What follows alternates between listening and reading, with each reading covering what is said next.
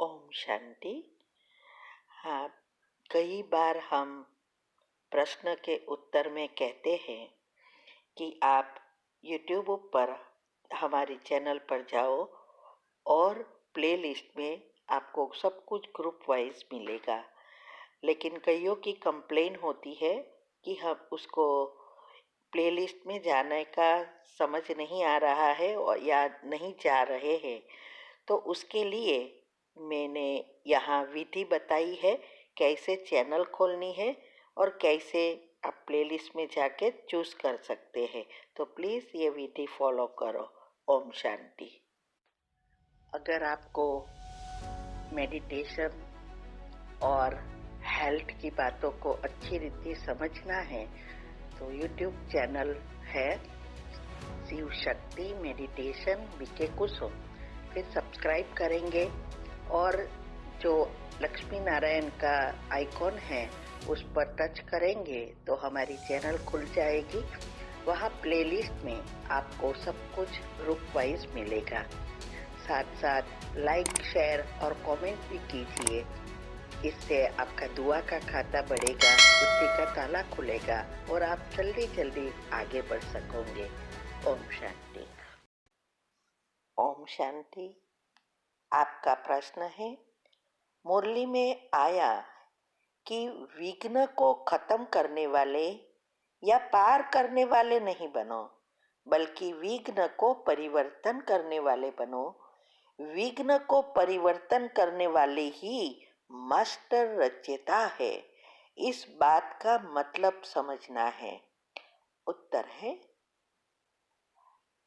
यहाँ पहले तो मैं ये कहूँगी, हमेशा मुरली के प्रश्न पूछो तो उसकी डेट जरूर लिखो, क्योंकि हर एक डेट सहित तो हमें मुरली समझ याद नहीं होगी।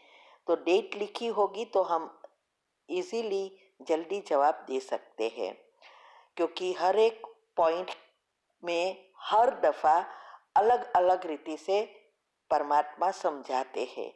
तो उस दिन का क्या है वो समझना बहुत जरूरी होता है। अभी विघ्न के बारे में जो प्रश्न है, तो विघ्न क्यों आते हैं, इसका कारण क्या है, पहले तो ये समझना है। हम सब जानते हैं कि कोई भी चीज अच्छी व बुरी हमारे साथ होती है वो हमारे ही कर्म का फल है।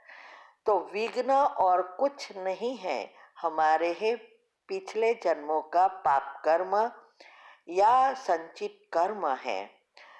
तो इसको मूल से समाप्त करना ही पुरुषार्थ की निशानी है। तो हम कभी कभी क्या करते हैं कि जब भी कोई विघ्न आते, चाहे कोई आत्मा के साथ, चाहे हमारे पांच तत्व के साथ या शरीर के साथ बीमारी के रूप में आते, हर समय हम प्रयत्न ये करते हैं कि उसको सिर्फ हटा देने का प्रयत्न करते हैं या उसको समाप्त करने का प्रयत्न करते हैं। तो विघ्नों को हटाना नहीं है, लेकिन या पार नहीं करना है, लेकिन मूल से उसको समाप्त करना है। अंश रहेगा तो वंश जरूर पैदा होगा। इसीलिए अंश को ही खत्म करना पड़ता है। जैसे भक्ति मार्ग में हम जब कोई भी परिस्थिति आती है तो हम बाधा मानता वगैरह करके उसको हटाते हैं, या कोई ज्योतिष वगैरह जंतर मंतर करके हटाने का प्रयत्न करते हैं। तो पॉजिटिविटी से टेम्पररी हट जाता है, लेकिन मूल से नहीं निकला। इसीलिए कर्म की गति में भी कहा है कि ये सब चीजों से, माना भक्ति से पाप भस्म नहीं होते, हटते हैं। एक थोड़े समय के लिए मर्ज हो जाते हैं और फिर से समय आना पर वो और दुगना होकर बढ़ता है।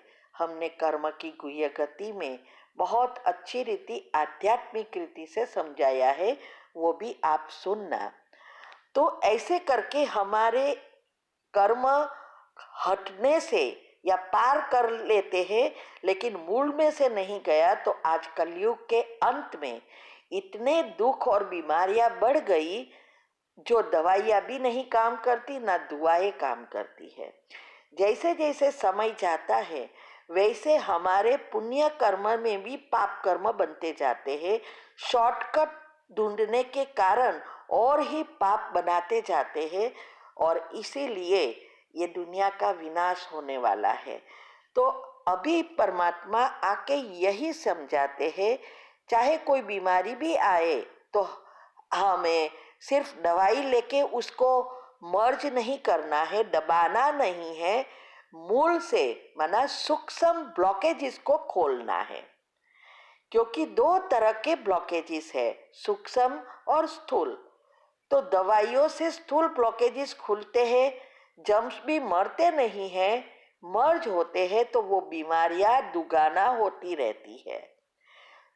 तो हमें मूल से माना सूक्ष्म वाइब्रेशन, सूक्ष्म एनर्जी को भी, मूल जो भी पाप कर्म के रूप में नेगेटिव एनर्जी है उसको भी भस्म करना है।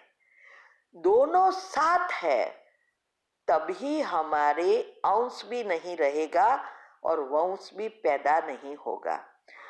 इसके लिए ही कहा कि विघ्नों को परिवर्तन करना, अर्थात जब हम सूक्ष्म ब्लॉकेजेस से माना परमात्म एनर्जी से संचित कर्म भस्म करते हैं, तो हमने साइंटिफिक रीति से अभी वेबिनार में भी समझाया और हेल्थ एंड माइंड के टॉपिक में भी आता है, कुंडलिनी चक्र में भी आता है, कैसे हमारे जो नेगेटिव एनर्जी, पाप कर्म कहो या संचित कर्म कहो, कैसे भस्म होते हैं, वो क्लियरली हमने समझाया है। तो जब हम उस विधि से हम भस्म करते हैं तो एक हमारी बीमारी या प्रॉब्लम मूल से निकल जाती है, साथ साथ वो चक्र परमात्म एनर्जी से चार्ज भी होता है। तो हमारे जो संस्कार है वो ही बदल जाते हैं। तो इस संस्कार परिवर्तन से हमारा भाग्य भी बदलता है, और जो आत्माएं निमित्त बनी है इस सृष्टि परिवर्तन के कार्य में, तो उसका दोनों कार्य साथ साथ चलता है। इसीलिए उसको मास्टर रचयिता कहते हैं, क्योंकि हर चीज की या रचना का बीज है संकल्प। तो जब हम संकल्प से सब परिवर्तन करते हैं तो परमात्मा से हम जुड़ जाते हैं, तो उसकी एनर्जी जुड़ने से नेचुरली सृष्टि परिवर्तन का कार्य होता है, और इसीलिए उसको मास्टर रचयिता कहते हैं। तो टेम्पररी हटाने से मास्टर रचयिता नहीं बनते, वो तो व्याज के साथ बढ़ता है। लेकिन जब हम मूल से निकालते हैं तब हमारा भी पाप कर्म भस्म होते हैं और विश्व के भी पॉजिटिव एनर्जी पहुंचने से परिवर्तन होता है। ठीक है, Om Shanti. When you are tapping here, hypothalamus gland की अभी बात हुई थी हमारी, जो क्वीन ऑफ योर बॉडी है, जो क्वीन ऑफ योर बॉडी है। जब आप यहाँ पे उसको हल्के हल्के हाथ से टैपिंग कर रहे थे, it was releasing multi million of fresh hormones. So आप जब यहाँ पे टैपिंग करते हो, डेली सुबह उठ के सिर्फ 1 मिनट हल्की हल्की टैपिंग करनी है। जब आप हाइपोथैलेमस ग्लैंड को अपने कंट्रोल में ले लेते हो तो पूरा दिन आप अपने अनुसार चल सकते हो, वरना वो आपको चलाएगा। तो आपको ध्यान रखना है कि when you do tapping, exactly कान के बराबर ऊपर, कान से सीधा जाएंगे, सेंटर फिंगर जहां मिल रही है, slowly come down, see the centre point. Can you see the centre point? जहां पे ब्राह्मण की चोटी शुरू होती है वहां पे आपको करना है ये टैपिंग एक्सरसाइज। जब आप ये टैपिंग करते हो आपकी मेमोरी पावर शार्प हो जाती है। Any kind of mental related problems, brain related problems, focus of mind, distraction of mind, ये सब प्रॉब्लम्स आपकी सॉल्व हो जाती है जब आप हल्के हल्के यहाँ टैपिंग करते हो। आपने जब यहाँ पे टैपिंग किया, आपका साइनस, माइग्रेन, हेडेक आपका खत्म होता है, बहुत ही आराम आ जाता है जब आप यहाँ पे टैपिंग करते हो। उसके बाद आपने अपने चीक्स पे किया, this will glow the face, this will glow the face. उसके बाद आपने किया tapping on the neck area. Neck में कहीं पे भी थायराइड की कोई भी प्रॉब्लम है आपको, let it be hypo, let it be hyper, आप जब यहाँ पे करते हो टैपिंग, आपका थायराइड ग्लैंड एकदम ही नॉर्मल होना शुरू हो जाता है। उसके बाद आपने शोल्डर पे एंड अपने थाइस पे टैपिंग किया, 1 2 1 2। सर्वाइकल से रिलेटेड जितने भी प्रॉब्लम्स थी आपकी, आप जब यहाँ टैपिंग करते हो आपकी सर्वाइकल प्रॉब्लम खत्म हो जाती है। And when you are tapping here, जब आप थाइस पे मारते हो तो आपके थाइस में जो सर्कुलेशन की कमी थी, when there was some kind of small small clots होते हैं, ब्लड क्लॉट्स होते हैं जो हमको नहीं मालूम होते हैं। वेरिकोस वेन्स में जो भी पेशेंट को है, दे नो वेरी वेल कि यहाँ पे सांप की तरह चलते हैं सारे वेन्स, दिखते हैं उनको। तो when you are tapping here तो सर्कुलेशन स्टार्ट हो जाता है और बॉडी का pain, joint pain, knee pain, जब आप यहाँ पे टैपिंग करते हैं आपका knee pain, joint pain, sciatic pain खत्म हो जाता है। तो you have to do in a proper way tapping. 1 2 1 2